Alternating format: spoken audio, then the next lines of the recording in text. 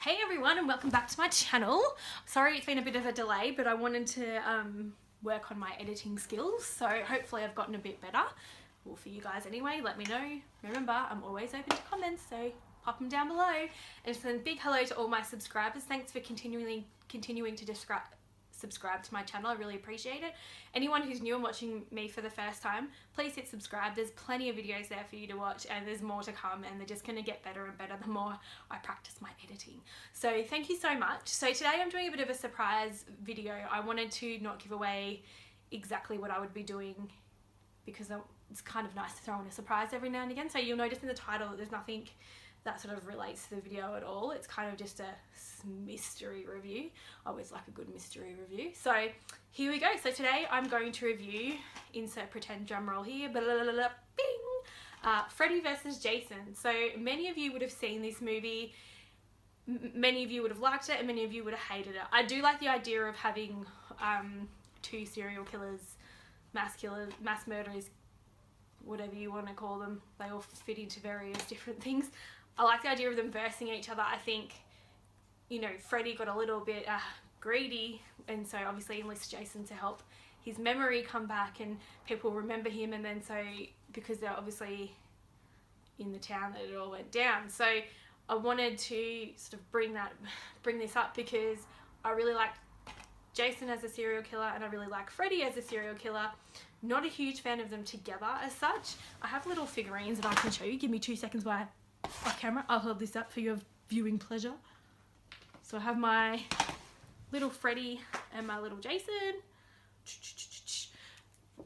Put them back down. Okay, so back into the review. As I said, it starts with Freddy wanting to come back and people to remember him so he can continue on his killing spree that he had once done. So he he wakes Jason from being dead and gets him to help. So Jason sort of is back and he's killed a few people, some of them pretty brutally.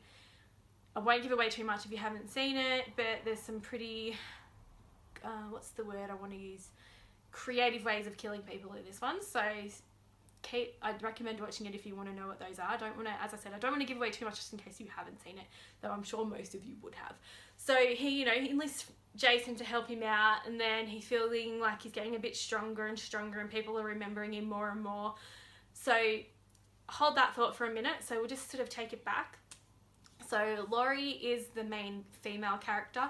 She starts having she's sort of been having nightmares and not sleeping properly, and sort of this is where she has people at her house, and then one of their friends is killed at the house. And prior to that, 4 years earlier, her then boyfriend and a few other kids had been put into a, I guess, mental asylum. I don't know 100% what you would call it, because they were having nightmares that related to Freddy and they wanted everyone to forget. So once he sees what happens at Laurie's house, he escapes. So and then they sort of meet, and then they realise they're like Freddy, and people start remembering Freddy, and as I said, he's getting stronger and stronger. So they end up in this, I guess it's like old cornfield on an old farm, having this rave type party. People are drinking, drugs, glow sticks, the whole shebang. And so Jason is there and Freddy is there. So one of the girls passes out, and so she starts thinking of Freddy. So he thinks he's getting stronger, he's just about to kill her. He teases her and torments her like his signature move, like he does for a bit, and then Jason kills her. So that's when Freddy starts getting a little bit cranky at Jason. So then this whole thing starts to happen. Then they start to realise that there's two of them, not just one of them. All the teenagers, and they're slowly dying one by one. Jason kills a lot of them at this party. He starts slashing them and gashing them and throwing and all sorts of business. So carrying on a little bit here. So once that all happens, they work it out. So they go to the place to break in to get Hypnocil. Now you'll probably remember Hypnocil from previous Freddy Krueger movies, which is to help you stop dreaming. So once they realise that they can get this stuff, they break into, I think it's I can't remember the name of the place. They break into it to try and get some to help them, but then one of the guys is possessed by Freddy and empties all the hypnosil out so they have nothing. And Jason happens to be there, so Jason kills a few people in this place as well, trying to break in to get these kids. Once this young boy is possessed by Freddy, Freddy sort of has a bit of a face-off with Jason, and Jason actually... So he gets Jason, and then Jason chops him completely in half, like this, not like this, like this. So it's pretty graphic, but it's very good. So once this all happens, Freddy and Jason obviously start to become enemies versus Jason being under Freddy's spell, I guess you could say. So they go back to Camp Crystal Lake. They take Jason back there, but then it all hell breaks loose, for lack of a better term, and then it literally becomes Freddy versus Jason. They're both trying to kill the kids, and then all this other stuff. So Jason has been knocked out, and so they put Laurie to sleep so she can bring Freddy out of her dream, so he can in real life, and then they can kill him. So once he's brought out of the dream and Jason sees him, then it's on like Donkey Kong. I know, right? I know.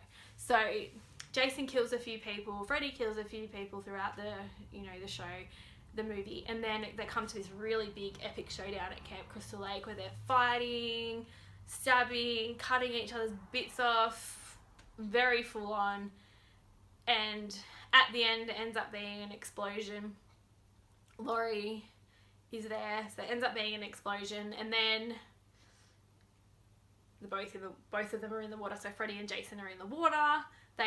Freddy's body comes out with like his one arm and no head, and then Jason's machete to try and kill Laurie, and pause. And then he falls in the water and dies. So that's sort of a really cut down version, but I'm sure most of you have seen it, so I apologise if I've carried on a bit too much. But what I like about it, so I'll talk about what I like, and then I'll talk about what I don't like, and then I'll give it some things out of 5. So what I do like about this movie, I do really like that they've brought the two of them together. I think it's a really bold move, considering they're both very, very iconic movie characters. I think that's really something that can be really hard to do, to bring them together, but I think this is done really well. I like that it was the original, so it was Robert Englund playing Freddy. So, and I like that it was the original, oh my gosh, I always forget his name, I'm really sorry, guy playing Jason. So it was really nice that it was the same people. And then with the filming and such, the filming was alright, like it was pretty good fit. It was not, I don't think it was ever meant to be a super standout horror thriller movie, because it's not really done that way, if that makes sense. And so that's what I really like about it. I like the fact that they took a risk with bringing them together. What I didn't like is I think some of the storyline was a bit wishy-washy. The characters were good. I think some of them could have been better. I think some of the dialogue wasn't that great. This is my personal opinion. Just remember that. If you like it, all good for you. But it wasn't 100% my most favourite movie. But there's aspects of it that I do like. What I do like is it was Freddy trying to bring himself back, obviously, to wreak havoc again. And I like that Jason sort of had a bit of a starring role in it. I really liked all the characters. Actors that played the characters, maybe not as much. I would have changed a few of them around just to sort of, I think, make it a little bit more. FYI, I love Kelly Rowland in this movie. I just want to point that out. I had to get that one in. So for me, I was a bit in the middle with this one. I wasn't 100% yes and I wasn't 100% no. I would have to give this one a probably 3 out of 5 hockey masks and 3 out of 5,